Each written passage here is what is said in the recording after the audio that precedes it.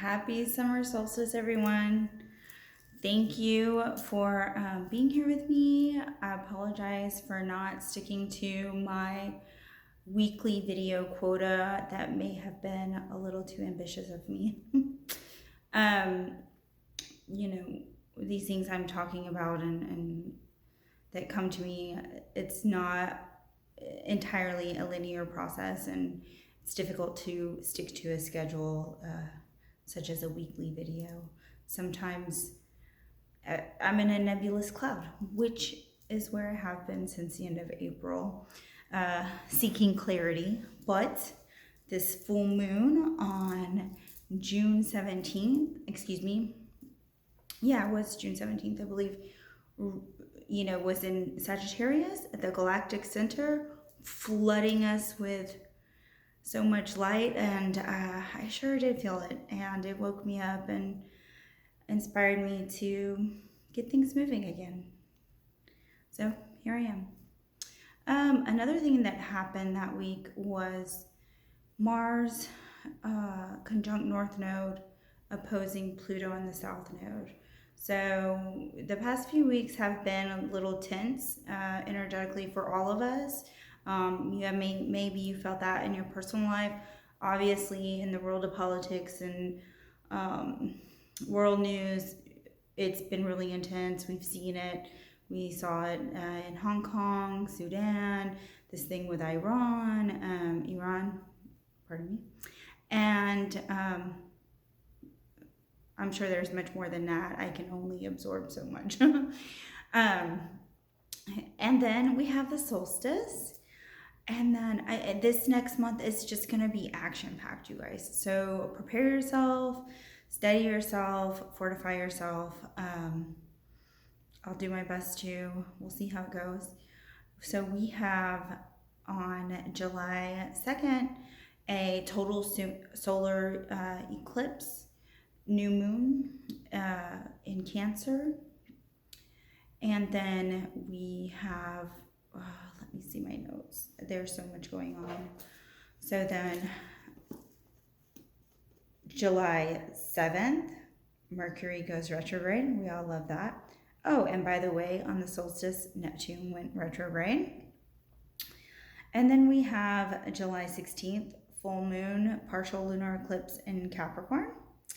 And then we have July 30th, another new moon. So we have 2 new moons in 1 month, okay? We're talking about, with the eclipse going on, this serious reset for everyone, okay? Neptune will be retrograde until November. And then on July 8th, in the midst of all this, Chiron is going retrograde. So what does all this mean? And it took me a minute to synthesize it all, but essentially everything's just a continuation of this process that we're in. Everything is pushing us more and more into the shift in our personal lives and as a collective. The chaos is in full swing. So like I said in my other videos, it's up to us to work with that in our personal life. The more of us doing that, the better for all of us. But when you think about the signs that these things are happening and you think about the planets involved and the eclipses are always a quick change of energy, like somebody flicking the lights on when you're sitting in the dark. It's a bit of a shock. So there is a push for us to be in our feelings right now. Of course, that's the Cancer energy. It's our inner home. It's our emotional life, the part of ourselves that we really can't articulate to others. It's very personal. It's also related to lineage, ancestry, family, deep family roots. And then here we have Pluto and Capricorn, dissolving structures, not only in the larger scheme of things, but in our personal life.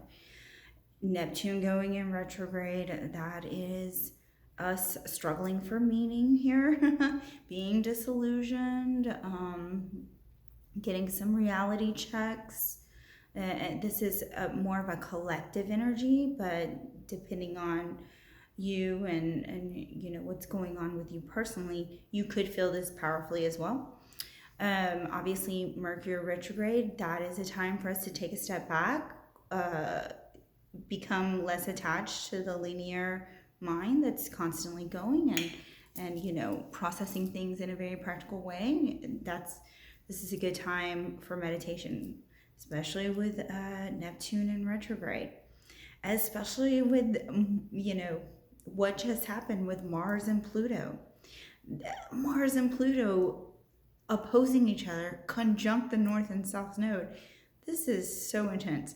I don't know about you guys, but I really felt this. I had some ugly stuff coming up, a lot of shadow stuff coming up. It was difficult to look at, difficult to admit that I still had things like that going on for myself. Maybe you experienced that as well.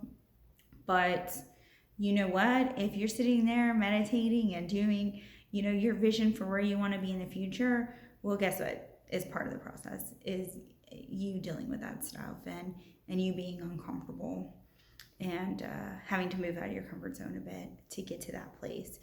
So be careful what you ask for. Anyhow, so we have that going on. Then we have all these eclipses happening in Cancer and Capricorn. So, you know, the eclipse always happen where the North and South Node are. And these are the areas of life where we are evolving. You know, it's time to level up. So we all get opportunities to do that. And sometimes those opportunities feel very painful and shocking. And sometimes they feel like a relief, you know, so it depends. Like I was discussing, our feelings, our home, Cancer, is activated right now. The sun's in there, Mars is still in there. I'm sure Mercury will be going through there soon. All that is being opposed by Pluto. Pluto's dissolving structures. And I want you to just think about that for a minute, you know. It may be that the coping skills that you had, the meaning you assigned to life, the way that you managed your, you know, unprocessed pain or what have you, is not working anymore. We have to find a new way. It's not working anymore. You know, that lovely little layer of denial that we were able to put on things, it's like, it's not, the lid won't stay on. It's still boiling over. What do we do here? I have no answers. And, you know, I have my own methods of dealing with things and working with things, as you do. As always, hey, let me know what you're doing. I do want to say that throughout July, I really would encourage all of us to allow ourselves to feel feelings, to allow ourselves to go through this process, to experience these painful feelings. Once Chiron goes into retrograde, this will really kick in.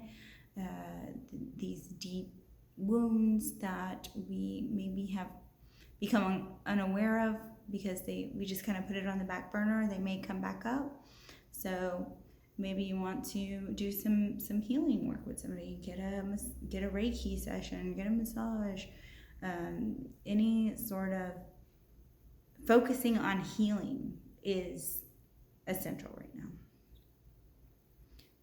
Focus on healing things that are healing to your emotions, things that calm and nurture keyword, your emotions,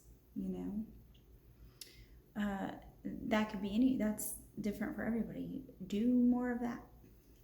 I'm going to try and do more of that myself. I'm one to get caught up in the doing and the to-do list and all of that, or there may also be a inclination to check out, numb out, checking out. It's really a big thing right now, especially with the energies being so intense and us being in the middle of this shift and us collectively going through this sort of dark night in our way, and Neptune being in Pisces, okay? And it's gonna be there for a while, so it's there trying to force us to move into a conscious awareness that we are a whole, we are one. We've always been a one, but we haven't lived in a daily conscious awareness of that. We have also suppressed our individuality for the tribe, and all that came up when the eclipses were going on in Leo and Aquarius, issues around sovereignty, issues around, being more socially minded, and how do you make those things work together, which can be tricky. Now we're in this phase where we're like, okay, we're still sorting that out, but now we're being challenged even further on a deeper level, on our emotional level. And what goes on in that deep emotional level gets manifested out with Capricorn, which is your legacy, how you show up in the world, how people view you socially or social standing. So, there's some adjustments to be made there, but there's perhaps some attachment work that you have to do. Maybe you're associating your emotional security is so intensely associated with the fact that you are the senior vice president of such and such, and that you have that lovely Porsche and that great boat and those awesome jet skis, and you have that that yearly vacation to Lake Tahoe or the Swiss Alps or whatever, okay? Maybe some things could come up in those areas that challenge you to detach a little bit and reconfigure your ego needs, emotional needs, in a way that doesn't require you to exhaust yourself at work, or you to completely ignore your feelings, or it'll be different for everyone. I personally like to fancy myself as somebody who's in touch with my feelings, but more often than not, I'm not. I'm doing something. So it is something that I also have to work on. Now, one coping mechanism that has really been working for me lately has been to intentionally,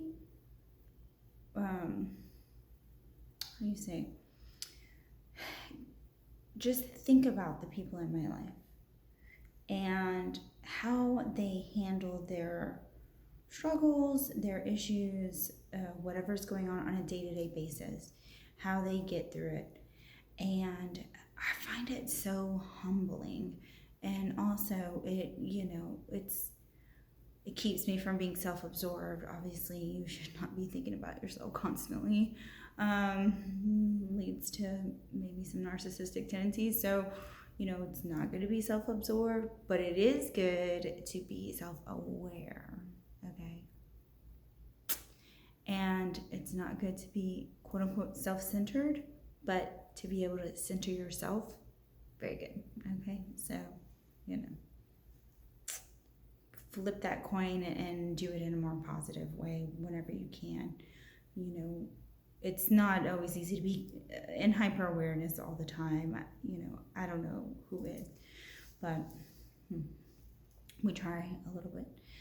So another thing that keeps coming up is homeland, home, the home structure.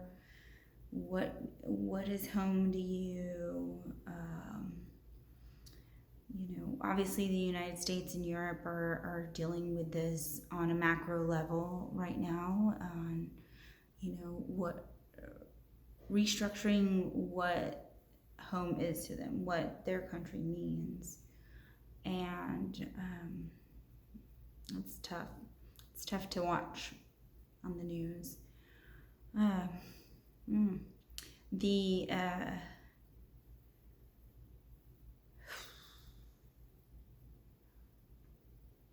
I'm sorry. I just started thinking about the news lately and the things that I saw that are going on in Sudan, and seeing the camps at the border. I don't want to get political. I don't care where your politics lie. I mean, I do, but I don't. But I personally am hard to put in a box. I try to look at things holistically, and I can see the good and bad on all sides. And I take what I relate to and move in that direction. But ultimately, you guys, the universe, the shift, everything is pushing us, like I said, into a more wholeness consciousness. And that starts with you, and that starts with me. I watched a spiritual YouTuber that really opened my eyes a bit about ways that we are not respecting each other's boundaries, that we're not even always aware of. For instance, let's say I just heard the song and I just love this song. It is so great, and I need everybody to hear this song, okay? And I keep texting everybody until they have heard this song and they respond to me their thoughts on this song. That seems innocent enough, and my heart's innocent about it, but am I really respecting people's boundaries? If I send them the song, I love the song, it made me think of you, and just leave it alone, that's one thing. But if I'm here constantly hounding and wanting to get feedback, I'm pulling energy from that person. I'm pulling them towards me. That doesn't feel good to them. And honestly, it's not doing me any good, okay? I like I said, I was feeling that Mars-Pluto opposition of control and just ugliness wanting to come up, and I started trolling trolls on social media. That wasn't doing me any good, trust me. and I was just kind of getting off on them, getting triggered or whatever. So obviously you see I have some work to do, but these are just examples of our shadow side that we need to be more aware of right now, and ways that we unconsciously are operating, even though there's no ill intent there. Do you see what I'm saying? We still have to think of the collective, respect our sovereignty, and move towards more and more awareness in our daily interactions and very mundane, everyday stuff. This is where the work really, really is. And the foundation to all of that are our feelings and our feeling life. Do you have an underlying current of irritability going on? Do you have an underlying current of loneliness? Sometimes it's so subtle you don't even know it, but how it's manifesting is you having road rage, is you trolling people on social media, or whatever, ranting about politics, or going off on your kid, snapping at your husband, overdoing coffee. That could be playing into it. It's different for everyone, but I'd like to get your feedback. Do you guys feel any of this? I hope that this video will prepare you for July and what a transformational month that's going to be for all of us. I hope it's not too stressful. I hope that you take time out to feel your feelings, get soaked in that tub. I always feel like water is so helpful when it comes to getting in touch with your feelings. Go to the beach. You don't even have to get in the water. Just sit there and just listen to the ocean. Be by the ocean. If that's not available, take a long shower. Go for a swim if you have a pool, if you have access to a pool. Sit in the tub, soak in the tub, be around a fountain or a stream, whatever you have access to. I really, really recommend allowing water to, the element of water, working with that element to get in touch with your feelings and let it flow freely. This is the trick. When you are feeling things that you don't want to feel because you're supposed to be full of love and light and all of that, and you push it away, ignore it, you're growing it. It's growing and it's leaking out in your behavior and you're not even aware of it. So feel your feelings, because a lot of what's going on right now, a lot of this struggle, a lot of the ugliness that we're seeing, it's all security based. It's all root chakra based. It's all about survival of the fittest, okay? And we just can't go on like this anymore. You know it, I know it. We feel the crumbling coming around the corner. We feel the financial situation getting more intense. We feel the immigration situation getting more intense all over the world. The struggles of people, the clashes with their government, the politics, the religion, all of it is just heightening. My light went out, sorry. Anyway, that may be a cue that it's time to wrap it up, and just giving some things to think about. I don't want to assign what my next video will be because that did not work out. And yes, I was into the time thing, and I am into the time thing, and I've been living it. I'm sort of out of time right now. And I don't mean I don't have time. I mean, I'm like out of time. I feel like I'm in a different time. I've actually been afforded much more time in my daily life, and I kind of don't know what to do with it. I'm sorting that out for myself. Maybe I do nothing. Maybe that's what I should do. I don't know. But anyway, happy solstice. I hope that the eclipses do you well. I hope that you're able to stay aware and conscious as maybe some shocking, weird things happening in your life, or just some big changes come through. And I hope that you have people in your life that inspire you. I want to give a shout out to my friends Kim and Sonia, and please know that you humble me on a daily basis. You push me out of my brattiness and my spoiled, rotten ways into being more gracious, into trying to be more mature about how I handle things. And thank you so much. I love you guys so much. And I'm sending love to all of you. I hope that your summer is good, and I hope that the second half of your 2019 goes the way that you want it to. Cheers, and have a good night. Bye.